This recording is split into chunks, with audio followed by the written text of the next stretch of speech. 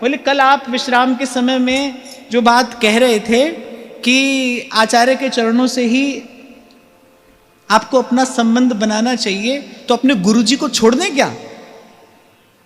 हाँ, मुझे पता था ऐसा प्रश्न किसी के मन में आ सकता है और आना भी चाहिए। अच्छी बात है, आपने पूछ लिया।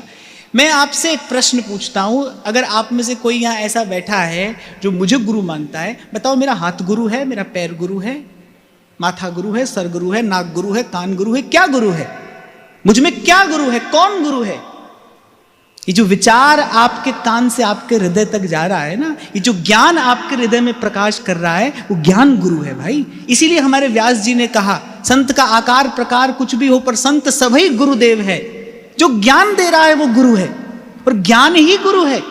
देखो, मुझे ऐसा लगता है व्यक्ति से जुड़कर विचार से जुड़ा जाता है, विचार से जुड़कर सिद्धांत से जुड़ा जाता है, सिद्धांत से जुड़कर धर्म की शरण में जाया जाता है, और धर्म की शरण में जाया जाता है अपना कल्याण करने के लिए।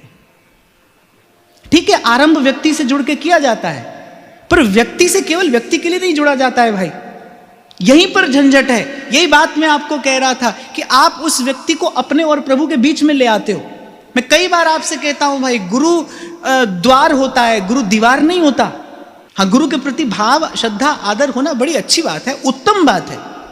हमारे यहाँ तो शास्त्र कहता है जैसी भक्ति भगवान की वैसी भक्ति गुरु की, पर भगवान की भक्ति की विधि अलग है, गुरु की भक्ति की विधि अलग है। जिस रूप में देवता होता है उसी प्रकार से उसकी पूजा की जाती है, ऐसा शास्त्र आज्ञा देता है।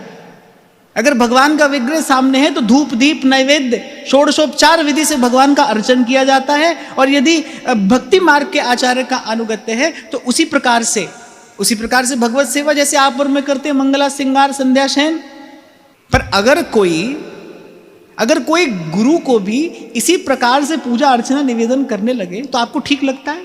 गुरु की भक्ति केवल यही है भाई, संत की सेवा, नाम ध्याय। जो गुरु ने सिद्धांत दिया है उसको सम्यक प्रकार से जीवन में उतारना, यही गुरु की केवल भक्ति है, यही गुरु की शुद्ध भक्ति है, और यही गुरु की वास्तविक भक्ति है। आप और मैं क्या करते हैं? गुरु जी को घर बुला लो, गुरु जी को भोजन करा दो, गुरु जी को भेंट दे दो, गुरु जी को दक्षिणा दे दो, भजन मत करो, बस भजन मत करो, बाकी सब करो। नहीं भाई, पर मैं यहां पर किसी का मनोरंजन करने के लिए नहीं बैठा हूं। मुझे यहां ठाकुर जी ने आपका मनोरंजन करने के लिए नहीं बैठाया है कि मैं आपकी मन भाई बात यहां से कहूं। मैं तो जो सत्य है वो कहूंगा, कहता आया हूं और कहता रहूंगा। और मैं कहता डंके की चोट पे ध्यान से सुनियो लाला, कान लगा के सुनना और ध्यान लगा के सुनना। गुरु की भक्ति का केवल एक ही अर्थ है, गुरु द्वारा प्रदत्त उपासना सिद्धांत का सम्यक प्रकार से अनुष्ठान।